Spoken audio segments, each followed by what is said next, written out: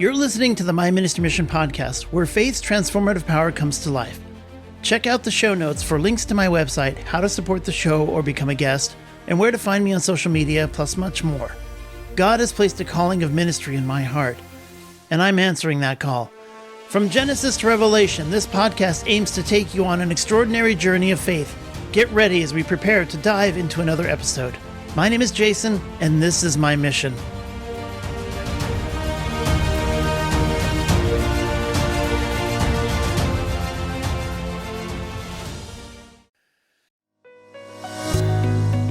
Are you in a position of leadership? Do you want to be? HarperCollins Leadership Essentials believes that the ability to lead isn't exclusive to some, but a possibility for all. I urge you to check out HarperCollins Leadership Essentials. It's a company for leaders of all shapes and sizes, and they believe everyone has unlimited potential. They will give you the tools to tackle any professional challenge, including free templates and checklists, monthly digests, on-demand and interactive e-courses, daily audio business tips, and much more. Check out Leadership Essentials today at myministrymission.com/go/leadership and grab a hold of those diverse thoughts and breakthrough ideas to spark conversations around the issues and trends in your workplace today. Again, that URL is myministrymission.com/go/leadership, or just click the link in the show notes. Get out there and be a leader with help from HarperCollins Leadership Essentials.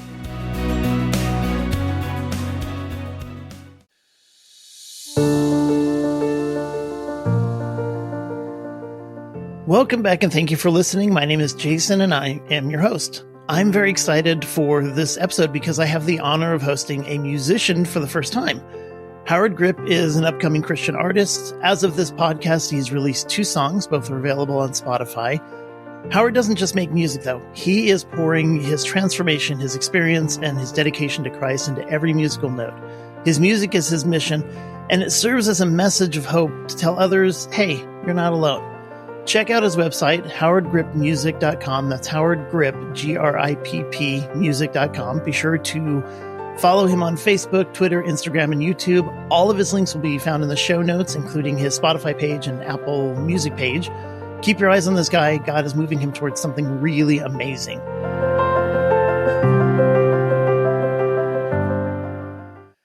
So Howard, thank you so much for setting aside some time to come on my humble podcast and talk about your music and your mission. Yeah, appreciate you having me on. We're excited.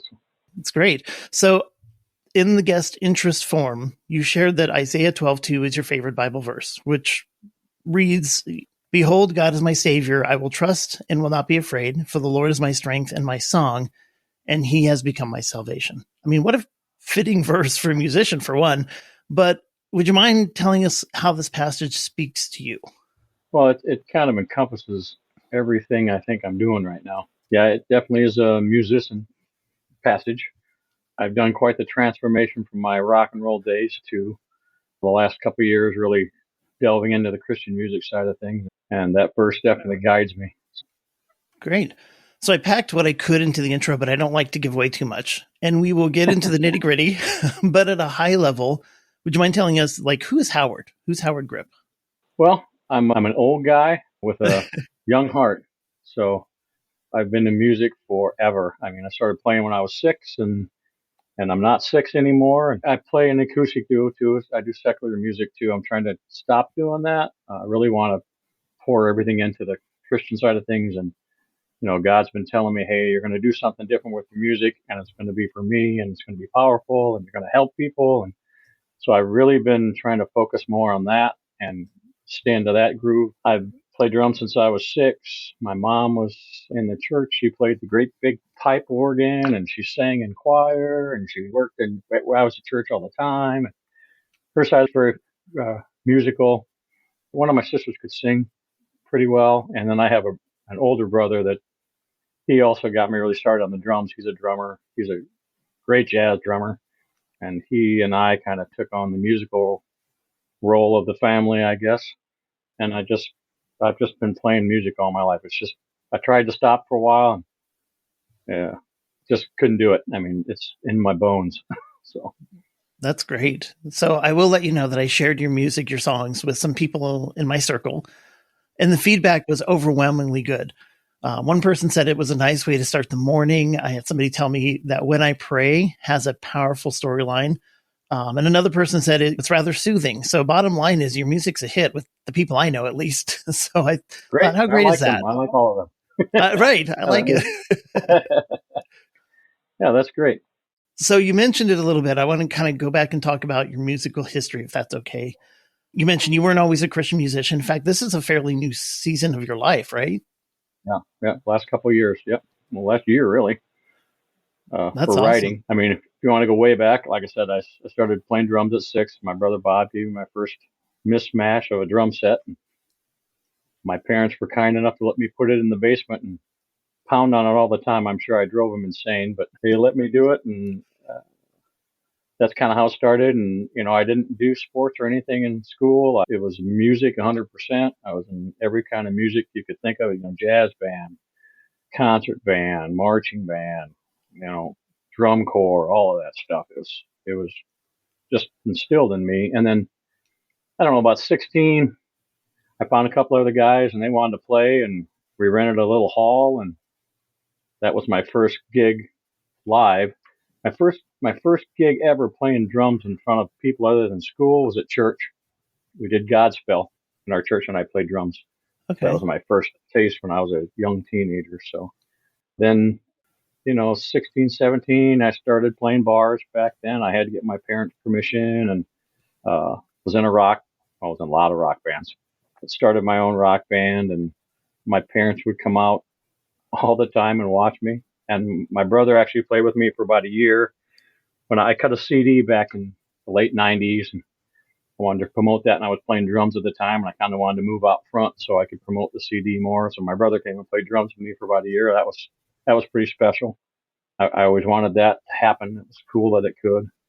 So I quit playing drums. I kind of moved out, started playing keys a little bit, and then moved out front, started singing and playing guitar, and did that for a lot of years. I ended up getting a record contract out of that, out of LA.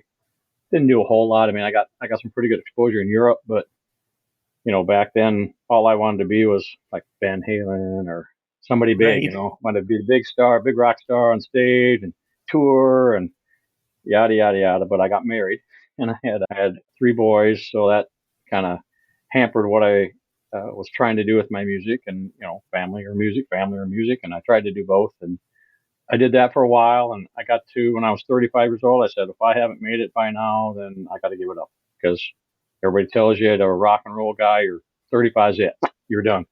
You're too old to do this anymore. So I actually quit everything.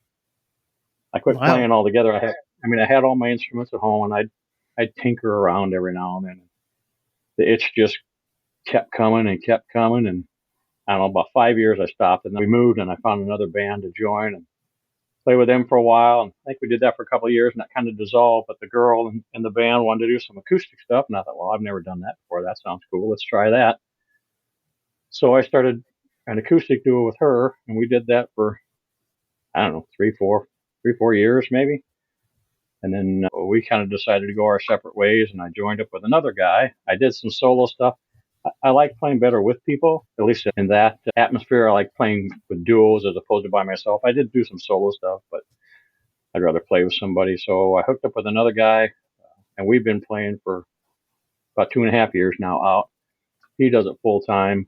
I got a divorce and I got remarried, so I have a 16-year-old stepdaughter right now too. So family is obviously most important, but we play a Absolutely. lot. And then about, I don't know, a year and a half ago, I went to Life Fest up in Oshkosh here, and I saw Ben Fuller. And I went a year before to Life Fest. It's a big Christian concert up here. It's a whole weekend festival. Christian artists, just phenomenal, and a lot of praise and worship and testimony. And That sounds pretty amazing. yeah, it's unbelievable. It's 3 days. I take vacation. We stay up there in hotels. We really enjoy all of it. And 2 years ago, I kind of got done. I'm going to do something. I'm going to do something. Maybe God's telling me to do something. I'm going to do something. And then life kind of happened, and nothing ever happened with it. And then we went back again last year, and I don't know what it was. I saw Ben Fuller, and he's just super humble, and his words are really powerful. And you know, every song was thank God. And, it wasn't look at me. It was, we are here to worship God. And he really moved me. And when I got done, I told my wife, I said, I'm doing something with this time.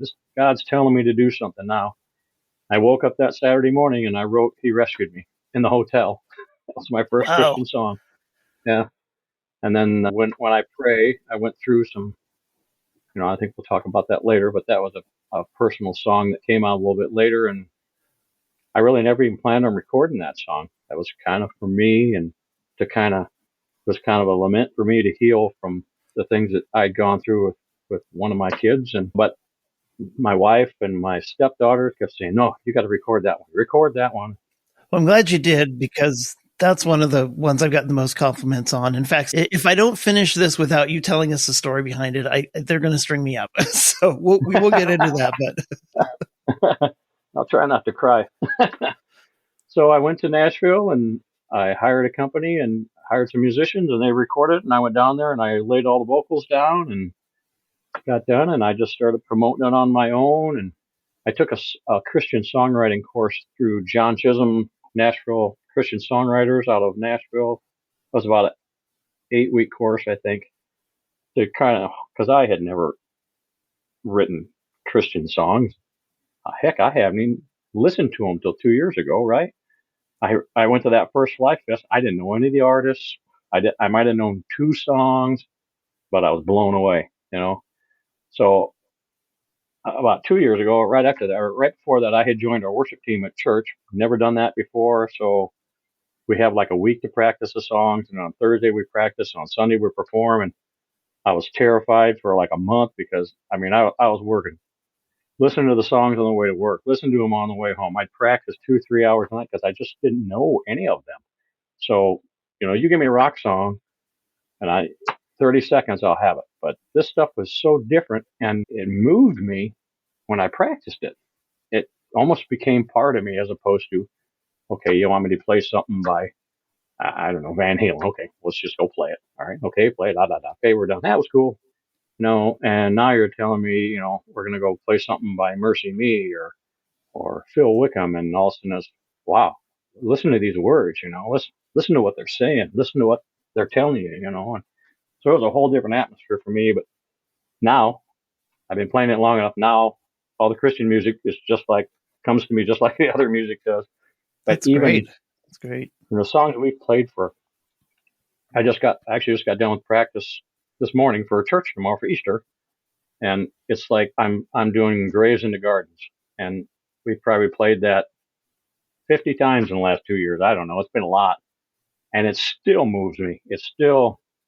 When we play it, it still gives me chills. And so Christian music is very powerful.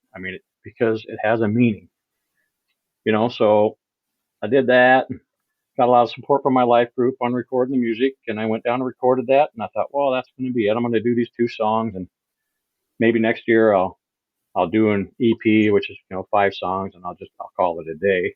And I was just going to do it. Those songs weren't very expensive. I didn't spend a lot on those 2 songs. And I met John Chisholm when I was down at Nashville, because that's where he's out of. And he started talking about this artistry development program, and he really liked When I Pray. And he said, you got something here, And I said, look how old I am. I'm too old for this. And he said, no, you're not. You're never too old, And God's been telling me, you're not too old for this. I want you to do this. So I joined his artistry program, and he's building a brand new studio. I'm going to be the first artist that records in his studio, which is super cool.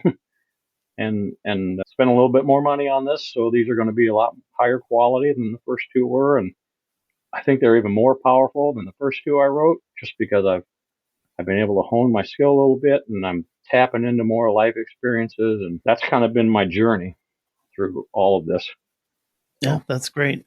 It's funny because you mentioned something kind of burned a memory for me, how therapeutic, how different it is for you. And I'll let listeners know, I play a little guitar. And when I say a little, I mean, I can strum a few chords and it doesn't sound totally awful, but it's fun to pick it up and do what I can. And when I do try to play, I say try because I don't know that I'm always successful, but when I do try to play, I play Christian music. But there's something about holding an instrument, making sound, and trying to form that into something rhythmic and something tolerable in my case. So, I mean, it's neat that you kind of delved into that, because it sounds like this is not only you playing music, this is you connecting with the instrument, with the music, with God, and pulling that all together into something that God's going to set out there and share with us all. Yeah, that's exactly right. Yep. I think that's pretty neat. Shifting gears just a little bit. It's funny because I prepare for these episodes and I have like a list of ideas or questions and things to ask. And you kind of touched on all of the music history ones. So we'll just move on. Did you grow up in a Christian household? It sounds like you did. What was that like for you? Yep. There's 5 siblings. I know all of us went to church, but I really only remember me going to church because I was the youngest. And my mom had me in church all the time. She worked there. She played there. I went to Bible camps. I did all the Sunday schools. We went a lot on Wednesdays. We did a lot of buffets and things for the church. And I mean, it seems like I was at church a lot when I was a kid. My dad did not go to church. He was one of those people that goes on Easter and Christmas. Oh yeah, we call them CEOs, Christian Easter only. Yep, that's exactly right.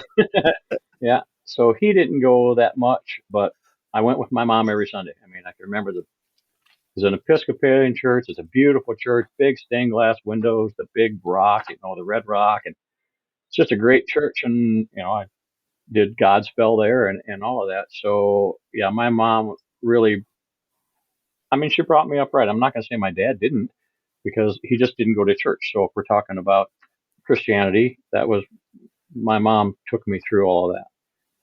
And then I turned 17 or 18.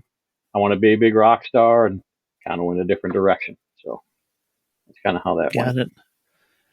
Yeah. So you look at then and now. You grew up in, sounds like, a faith environment. You kind of went off in a different direction. And I didn't grow up in a Christian household. I grew up in a very secular household. They weren't against God. We didn't talk about it. So, I mean, I came to Christianity much later in life, like 3-4 years ago. We're talking. So welcome. Thank you. But it fascinates me to look at then and now for people who have grown up in the faith. Maybe you go off on your own, you find yourself back. How has God's grace changed from then and now? How has God's grace changed your life through all of that?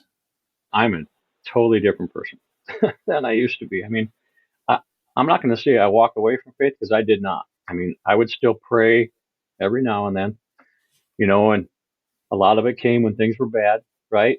I mean, that's kind of how some of that goes. Things are going bad. Oh, I better pray, pray for help or whatever I needed at that time. I never walked away from faith. I relied more on me than I did on God, and I paid for it. I mean, my journey from when I stepped out to try to be a big rock star to 15 years ago when I really got saved, there was a whole lot in between. And a lot of it wasn't very good. I mean, I was a very different person. And now I listen to God. I trust God. I've gone through some really tough things in the last year, going through some tough stuff right now. But I have faith in God, and my strength in God is stronger than it's ever been. And I don't know if I could make it through some of the stuff that I'm going through right now without him. It's just the surrender and the faith that I have, that whatever I'm going through, there's a reason. I may never know what that reason is. I know we'll get through it. There's always an end somewhere. I think when I was in church with my mom all the time, I believed in Jesus.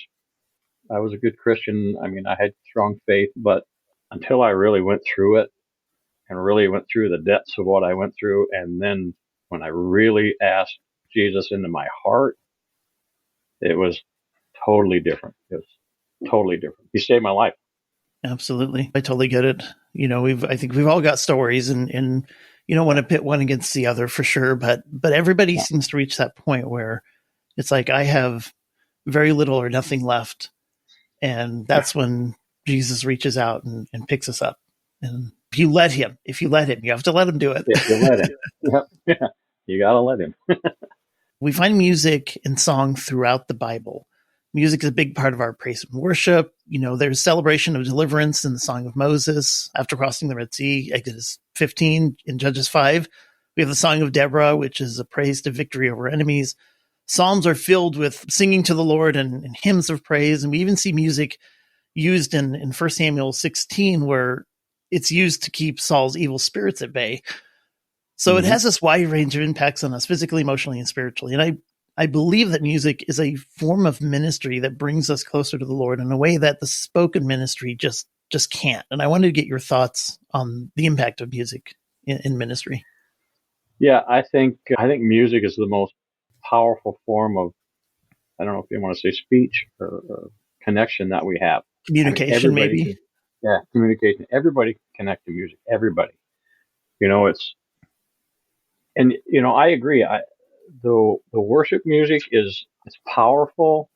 It's meant to move you, and it does.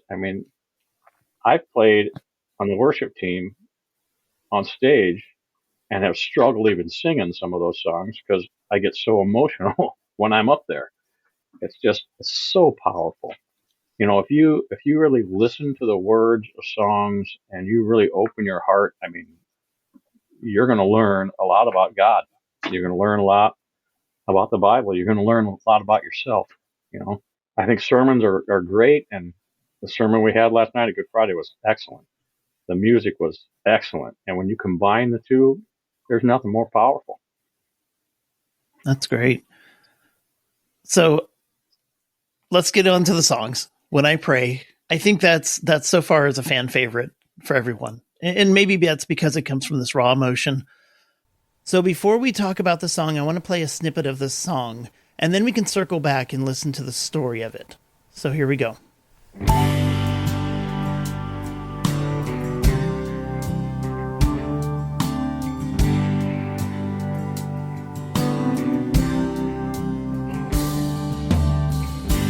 got the call at 6 a.m. Don't look good, you better hurry. They said you're fighting for your life. Scared to death I won't get back in time. I pray that God won't take you home, 'cause I don't know if you belong. The only thing that comforts me is when I pray.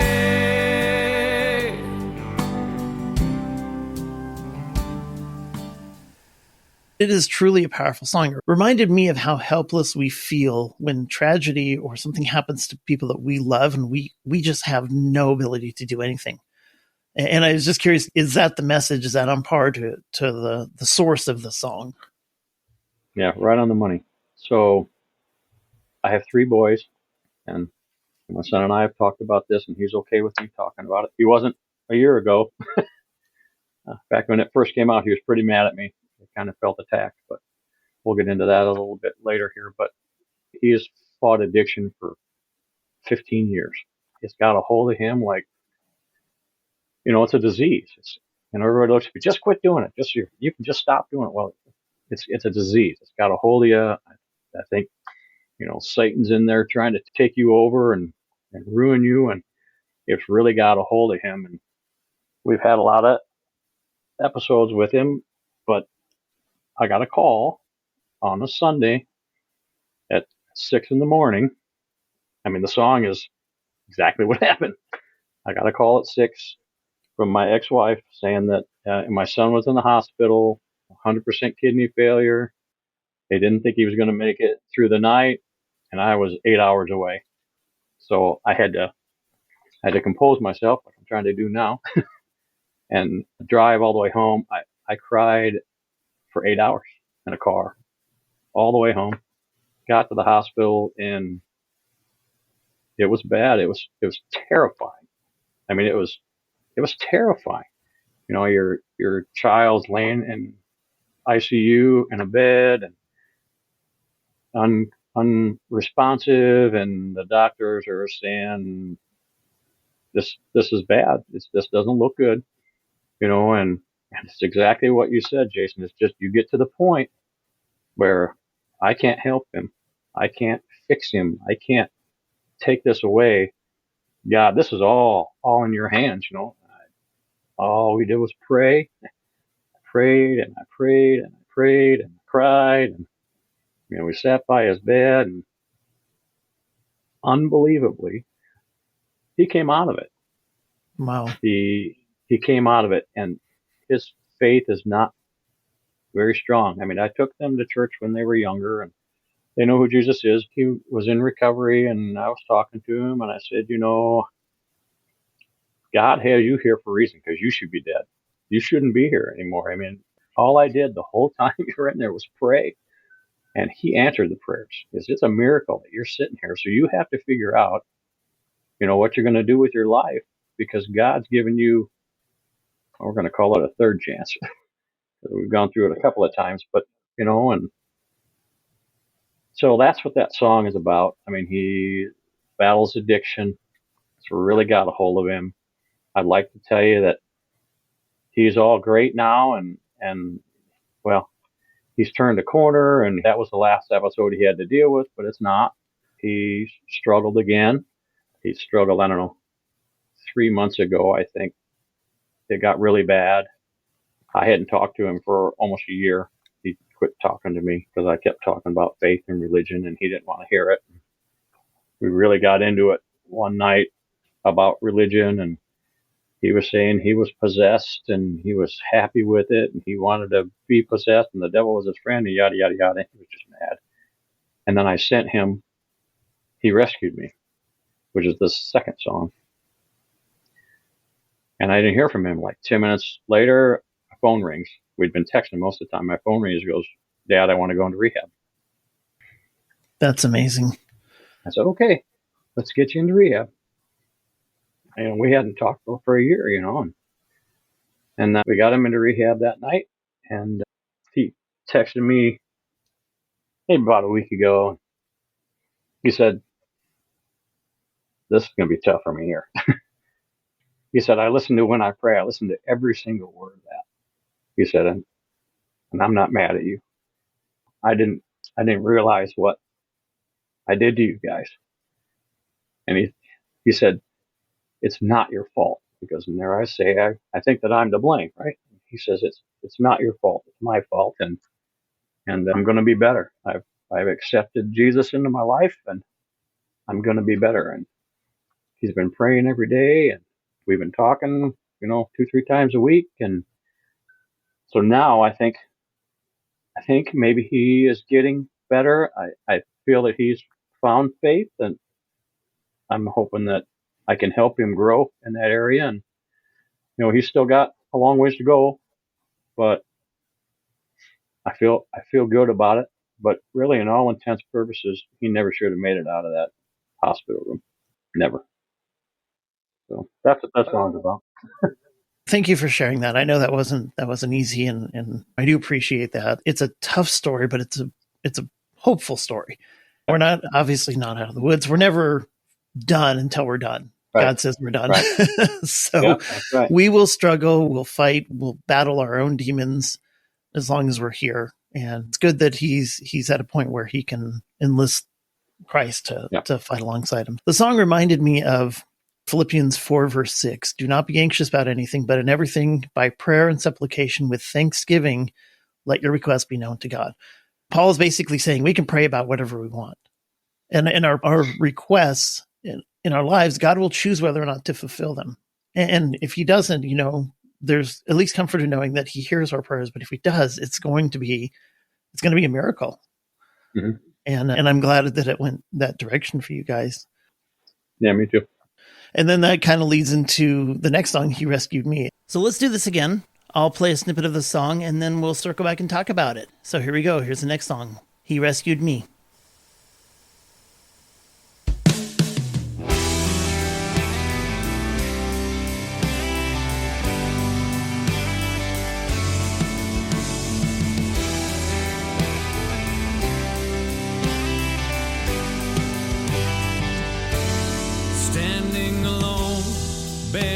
in shame, wondering where my life went wrong, crying to God for someone to blame, knowing the life I had was gone, living in fear of choices I made, thinking there was only one way out.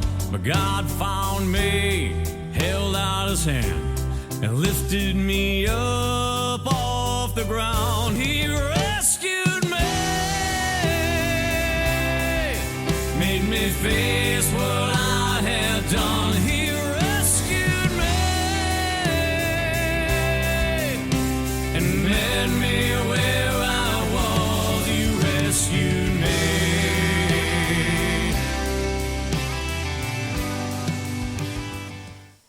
One of the things I was curious about is where do you get your inspiration, or how do you synthesize your experience? And you're explaining very well that this is your life that you're putting into music. And I think that's what makes it so powerful, is that God is transforming your experience into a message for other people. But that song, He Rescued Me, seems to speak of this transformation, God's rescue. And I think anybody who has never been Christian and then joined the church, or who's strayed away and then come back, I think anybody in that position can appreciate and relate to that song. I'm curious, am I on the right track there? Yeah. I mean, that's basically my salvation song. I tried to be the big rock star, right? I went on the road for a while. I had kids while I did it. I was married while I did it.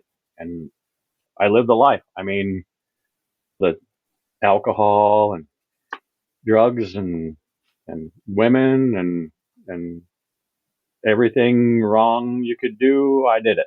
I mean, I was not a good person. I was not a good husband. I was not a good father, and I was battling depression, and it was a super dark. The darkest period of my life was when all of that was going on. And one day I just decided I had an affair, ruined my marriage. I mean, I woke up one Sunday morning and I said, I'm done. I'm just like you said, you wake up and I was done. It was a Sunday morning. I got in my truck. I didn't say anything to anybody. I left the house. I drove, and my plan was to end my life somehow. And somehow I was going to this church off and on for a while. Somehow I ended up in the parking lot and service was going on.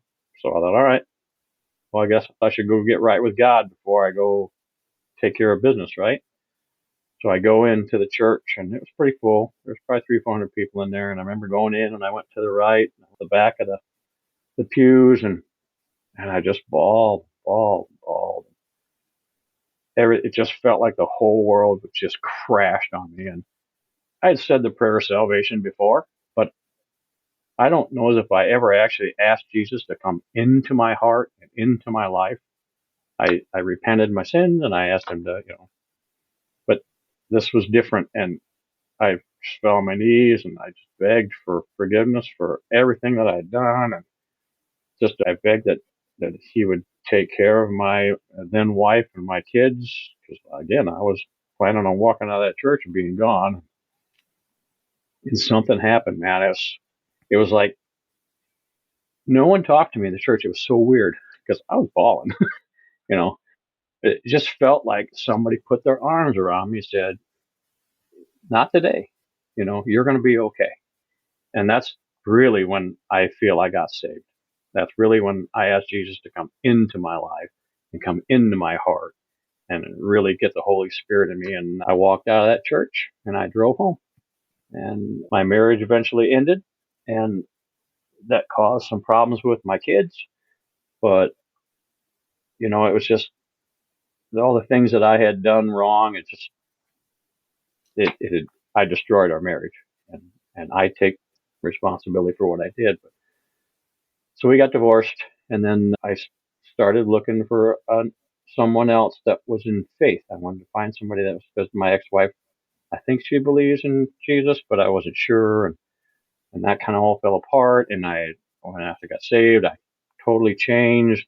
All that old stuff went away. And I turned my back on all of that stuff. And when I was looking for another partner, I wanted to find somebody that was strong in their Christian faith. And I met my now wife, Michelle, and she got me to go back to church. And, the first couple of times it was like, I don't know if I should be in here, am I gonna catch on fire? But that was kind of our date night. We go to church on Saturday night. And then we got married. And then a couple of years ago, we moved up here to Rapids, and we said, I've never been a member of a church. I want to be a member of a church. I want to find a church that we can call home, that we can get involved with, because I've never done that before, and I feel like God's telling me to do that. So we from Cross Free Church here in Rapids, became members, I don't know, a couple months in. It was pretty quick. And then I talked to the worship leader, and I had to try out for the worship team, and I made that. She is now teaching Sunday school, and she has a passion for human trafficking, so she's doing some ministry on that.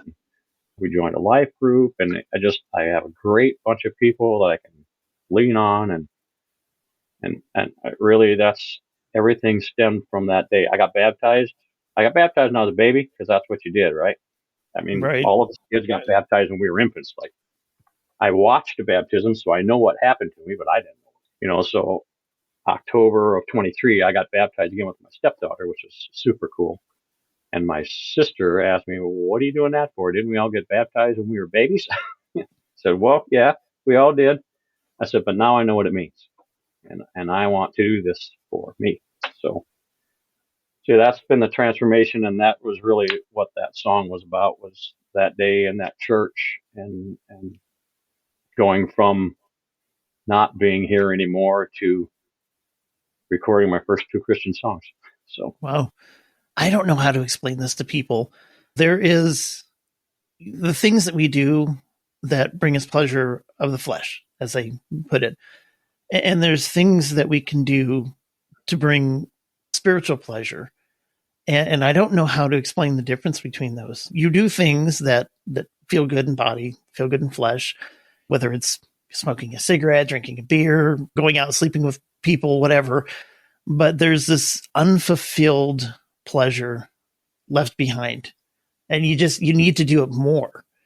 But if you shift over to putting your faith in God, putting your faith in Christ, accepting him into your life, and then accepting those spiritual pleasures, you never run out of energy. The tank never runs dry. You never go searching for more of whatever.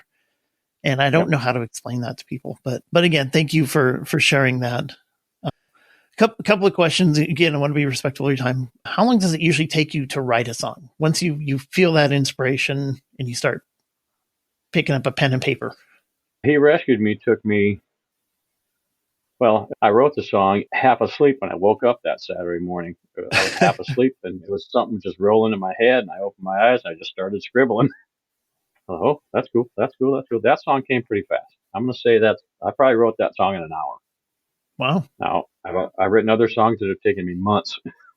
Oh, it just depends. Yeah, it all depends on what it is. I mean, so I have 5 songs on this EP I've got coming up, and I had the 5 songs all picked out. And my buddy Ryan from church came over, and he helped me set up my Pro Tools. And I had this thing rolling around in my head, and I thought, I got Pro Tools now. I can do my drums and bass and everything together, and get a nice click track. And so he was over here for about 4 hours, and my wife was out of town. So I thought, well, I'm gonna dink around with this song a little bit. And I spent the next 8 hours writing that song, which kicked another song off the EP and put this one on it. So that was about 8 hours on that one. So most of the time I can write them pretty fast, but then to go back, and there's a lot of tweaking and rewriting, and I might have 3 different variations of it, so I got to decide where I want to land. And so front to finish, it could take anywhere from a couple hours to 6 months. Fair enough. So can you tell us a little bit of, no spoilers, of course, but what are you working on? What should we be looking forward to in the months or weeks to come? I've been going through a lot the last few months, and that song that I wrote that night is called Father Help Me, and that is really a lament song, and it stems a lot off of when I pray, I guess, because it basically talks about just surrendering everything to God in the hardest times of your life. And sometimes all you can do is cry, and all you can do is ask the Father for help. And so it's called Father Help Me. The title track of that EP is going to be Rescued, Redeemed, Forgiven. It's kind of a salvation theme. So there's one called Slip and Fall on there, and that tells people that, it's not okay to go out and do really bad stuff, right? But we're all human. We all still sin. We all still fall down, and it's talking about slipping and falling in your faith, but getting right back up, and that God is always there to, if you ask for forgiveness and repent, to be your rock for your wallet when you go through it. So I think that's another powerful one that is on that. So, and I imagine every, we'll say at least Christian artist intends to send a message with every song. But I really think that you encapsulate that. And I just want to make sure I said that for you and for listeners to hear. It's like what I said before, your songs, the two that I've listened to, and I have no doubt the ones that are coming will follow this pattern, but it really speaks to, I've been there. I know what you're going through. You're not alone. And God is with you as well. I want to thank you for that. I mean, my whole goal is to write music that can help people get through tough situations, and also give them faith that God's there and God will help you. If I was 20, I probably want to be that big rock star again. I don't know, maybe not, but my goal now is not to write songs to be big and famous. It's not why I write music anymore. It's why I used to write music. It's not why I write music right now. My goal is to save one person's life. That's my goal. Yep, and that's probably why it's so great. I want to wrap this up. Thank you for sharing. I know a lot of this was difficult.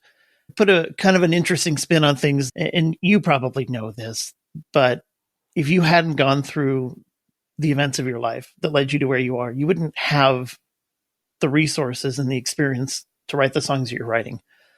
And your son, I have no doubts your son has a purpose in this world, but a part of his whole ordeal was probably also a gift to you from God. Yeah. So exactly. there's a lot of good things that come from bad situations if you're willing to take a moment and trust.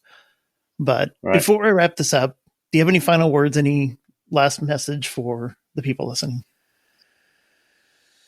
Like I said, I'm not a young whippersnapper anymore, but God's telling me to do something with my music after all of these years of my life. He's not telling me I'm too old. So if you have a passion for something, especially if it's for God, and He's telling you to do something, do it. Just take the chance and do it. And He's opened a lot of doors for me, and He's closed doors for me, and I've learned to stay away from those doors. I've learned to walk through the other doors. If He tells me to something, I just go do it. There you go. You're never too old. Definitely. Yeah. Abraham and Sarah. Just saying. There you go. Yeah. All right. Well, thank you for listening. I hope this episode was valuable, helpful on your faith journey. Remember to check out Howard's music. I've put links in the show notes to his website. Again, that's Howard Gripp Music, GRIPP, as well as social media and where you can listen, the Spotify and Apple Music. I'm going to throw in the show notes as well. So next week, Laura and I will do another Unveiling Revelation episode. So, come back for that. Take a moment to follow me on your favorite podcast app. Shameless self-promotion, of course. Check out the links in the show notes. Find my social media. Send me some feedback. Sign up for podcast updates or do all of it. Click all the links in the show notes. You won't be sorry because Howard's stuff is in there. So definitely spread the message to help him get his music out there. If you like what you're hearing, you can support the show at myministrymission.com/support. Give me a tip. Always appreciated. Shop at my affiliates or just share it with other people. And again, get the word out. Share this episode. Share Howard's music. So until next time, be sure to read your Bibles, love your neighbors, and may God bless you and keep you. God bless everyone, and God bless you, Howard. Thank you. Amen. Thanks, Jason. Appreciate it.